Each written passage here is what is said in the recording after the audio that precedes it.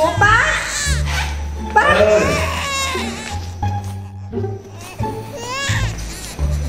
Pak, jangan main HP terus toh. Apa, Mas? Loh, nangis terus. Aku nggak bisa keluar banyak. Kasihan loh, nangis terus. Siapa ini? Kok bisa loh, Mas? Juga nggak tahu. Ini gimana kita harus cari solusi kemana? Udah, bawa aja ke rumah sakit tuh loh, Mas. Rumah sakit mana? Itu loh, yang depannya IFK tuh loh, Mas. Rumah sakit apa tuh? Begitu Pak. Jenengnya apa? Rumah sakit Paru Mangunarjo tuh loh. Oh iya. Oh iya, ayo udah kalau gitu sekarang kita berangkat aja Pak. Oke. Ya udah. Bawa uang nggak? Ya Papa ambil ya.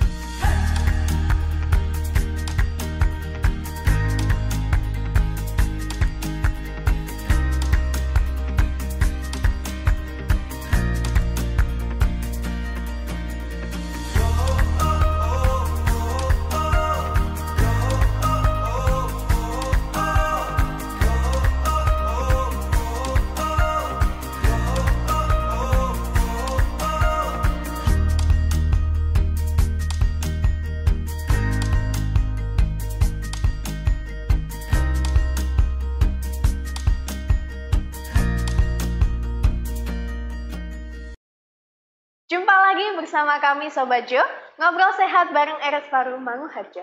Kembali lagi bersama saya Chandra yang akan memberikan informasi dan tips mengenai kesehatan. Nah, kita tadi sudah melihat cuplikan video di awal terkait permasalahan-permasalahan menyusui, permasalahan ASI yang sulit keluar dan lain sebagainya.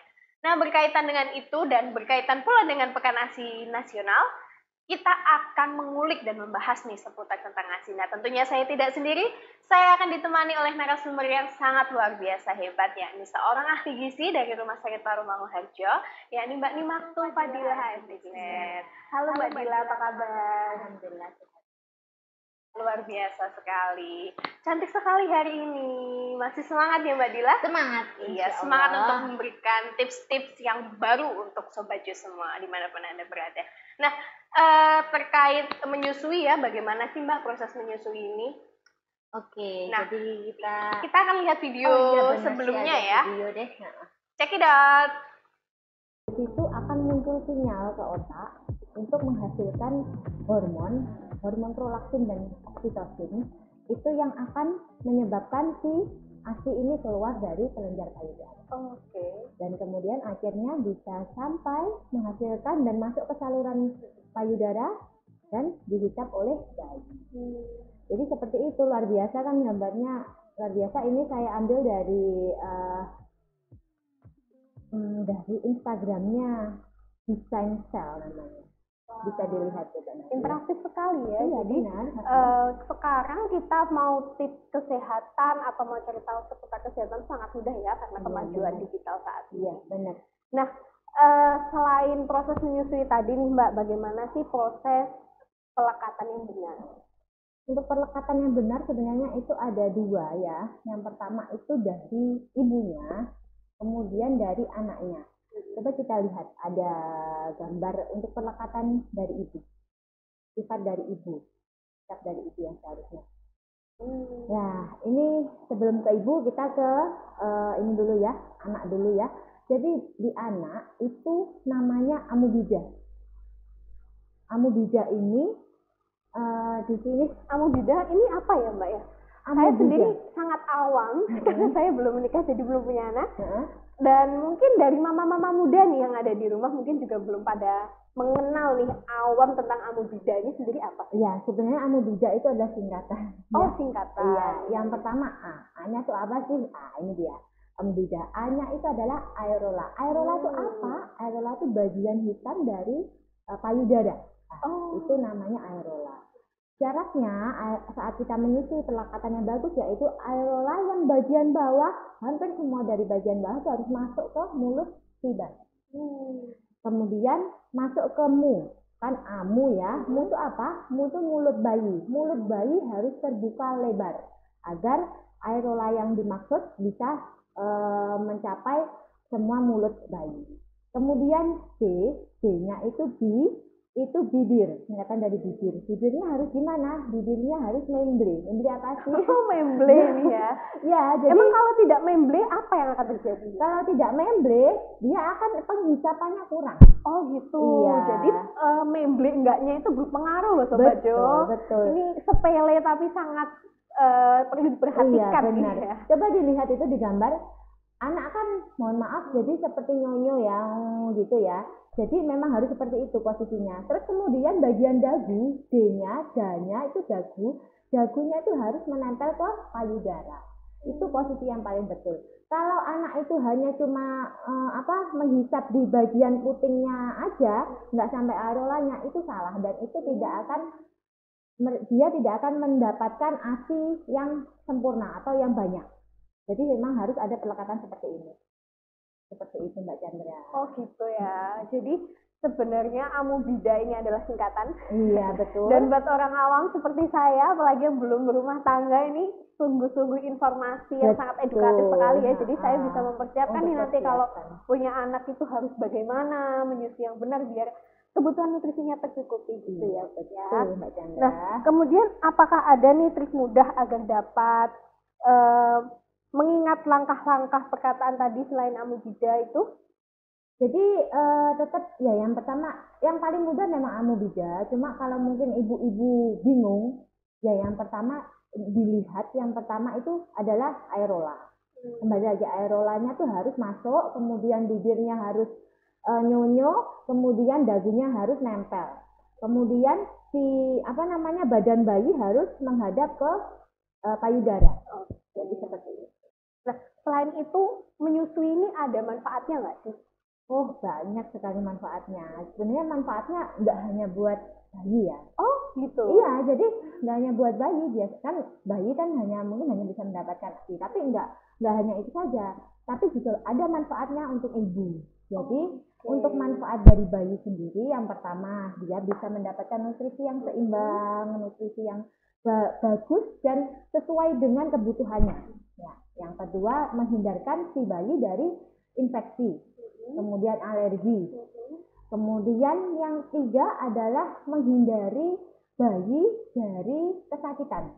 Maksudnya, jadi dia nggak gampang sakit. Jadi berpengaruh ya sebenarnya intensitas menyusui itu juga berpengaruh terhadap sistem imunnya juga ya? Iya benar. Gitu. Apalagi saat kita pertama kali menyusui, itu jangan sampai dibuang.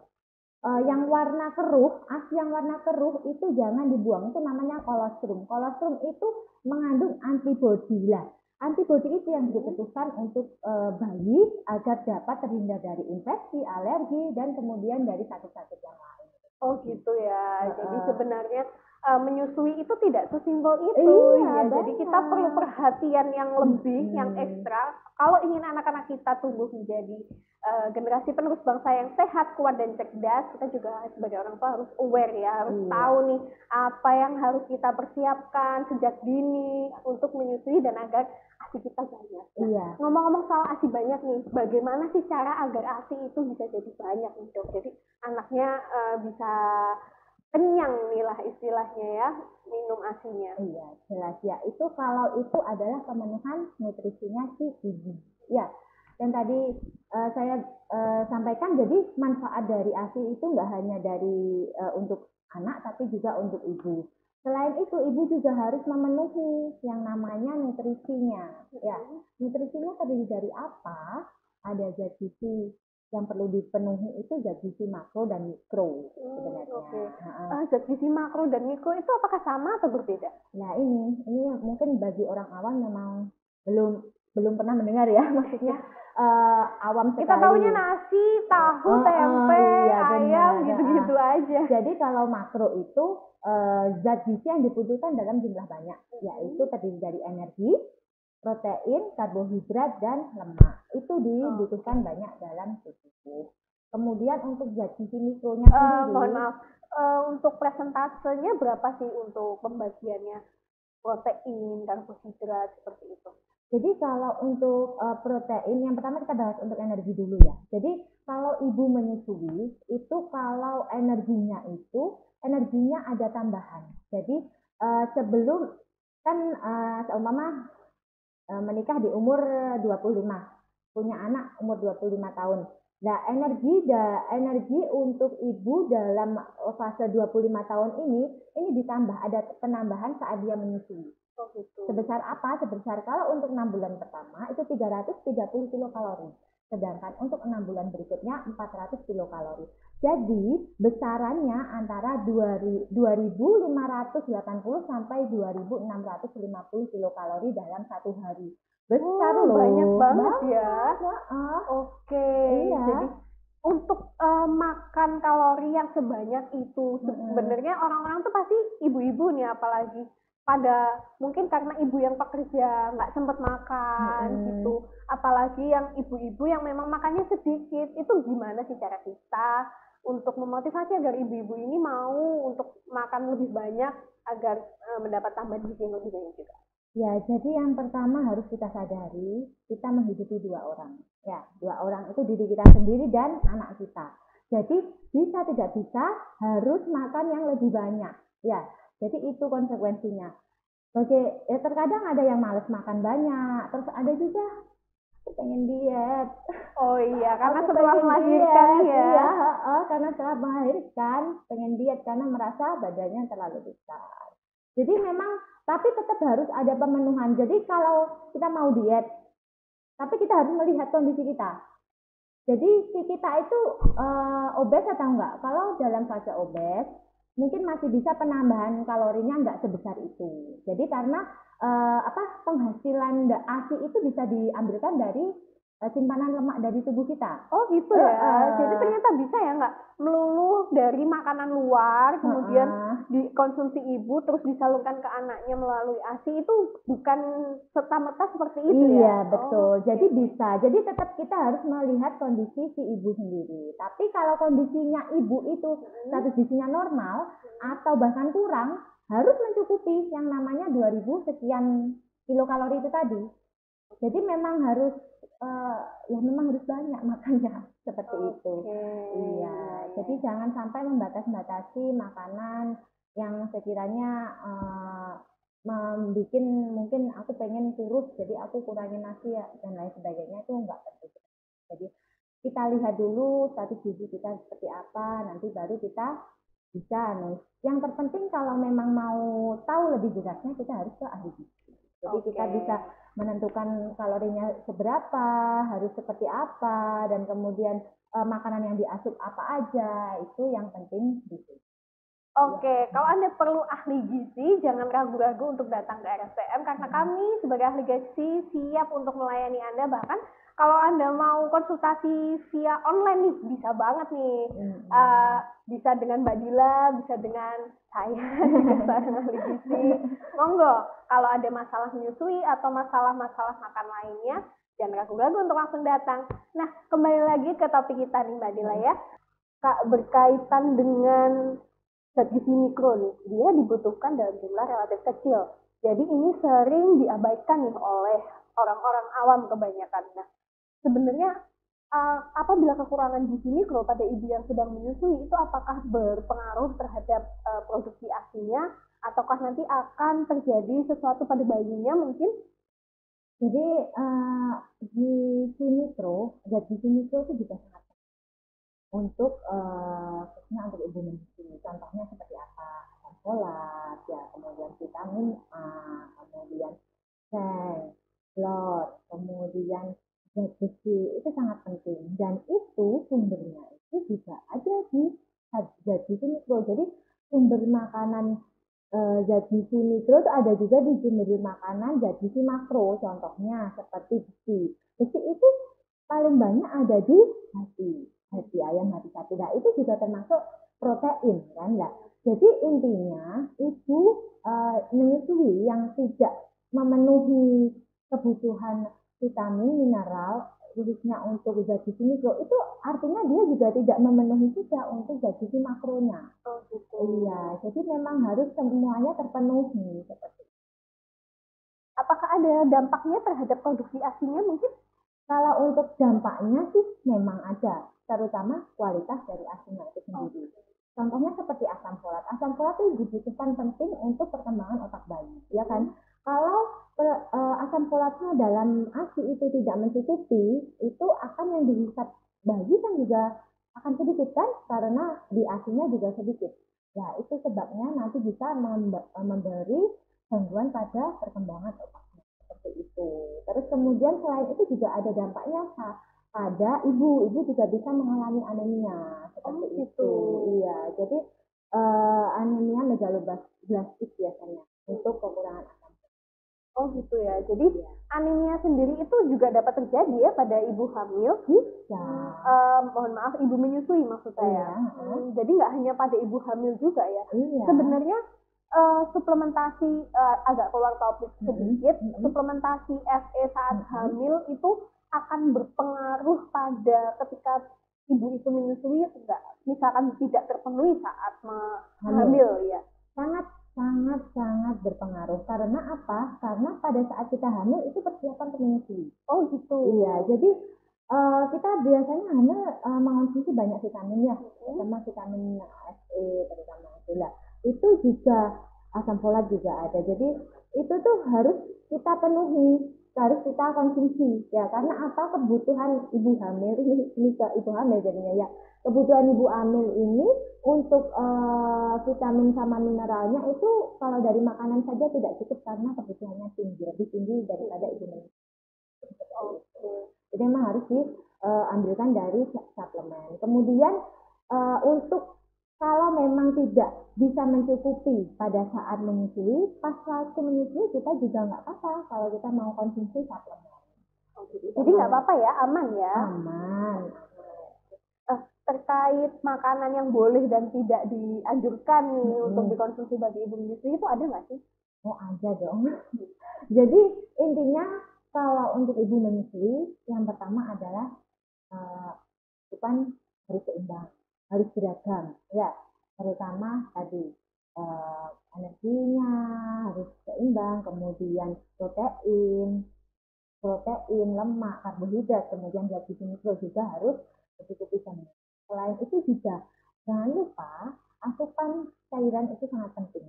Bagi ibu menyusui kalau kita biasanya orang normal itu minimal 8 gelas sehari, ya kan? Itu kalau ibu menyusui minimal 12 gelas, jauh lebih banyak ya? 14 gelas sehari. Bisa sampai 2 liter dong ya? Iya, karena itu akan mempengaruhi sama volume ASINya. Oh gitu. Kuantitasnya itu dari cairan yang kita minum, kemudian kualitasnya dari apa yang kita makan. Untuk bahan makanan secara spesifik nih, misalkan kubis, kopi, terus makanannya pedes-pedes gitu, itu boleh nggak sih sebenarnya? Jadi kalau untuk kopi sendiri, kafein itu dibatasi.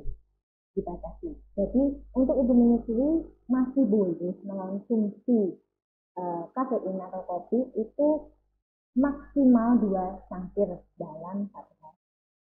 Untuk alkohol itu dihindari, terutama bahan makanan yang mengandung alkohol ya.